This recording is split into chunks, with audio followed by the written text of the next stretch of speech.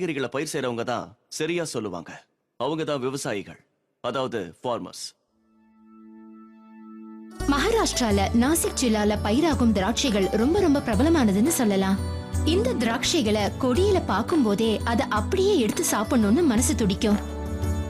ஆனா எந்த விவசாயி இந்த திராட்சைகளை பயிர் செய்யறாரோ அவர் அதை சாப்பிட மாட்டாரு. 6 வருஷத்துக்கு முன்னாடி வாய்ப்புனால அவதிப்பட்டேன். அப்போ திராட்சை சீசன் இருந்துச்சு. நான் நிறைய திராட்சை சாப்பிடுவேன். அப்ப நாங்க திராட்சையில நிறைய கெமிக்கல் தூவுவோம். அதுக்கப்புறம் எங்க தோட்டத்துல இருக்கிற திராட்சையை சாப்பிடறத நான் நிறுத்திட்டேன். அதுக்கப்புறம் மருந்து எடுத்துக்காமலே என் வாய்ப்புன்னு எல்லாமே ஆறிடுச்சு. மருந்துகள் தூவலன்னா அந்த பூச்சிகள் திராட்சையை சாப்பிட்டுரும். அதுக்கப்புறம் இதுல சின்ன சின்ன கரை வந்துடும். வியாபாரிங்க வர்றாங்க, இந்த திராட்சையை பாக்குறாங்க, இதுல கருப்பு கரை இருக்கு. அப்போ அவங்க நல்ல விலை கொடுக்க மாட்டாங்க. அது எங்களுக்கு நஷ்டம் தானே.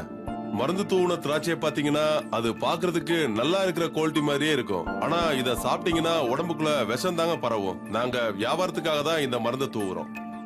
நான் ஒரு இடத்துல தனியா விவசாயம் பண்றேன். அங்க எந்த கெமிக்கலும் நான் பயன்படுத்துறது கிடையாது.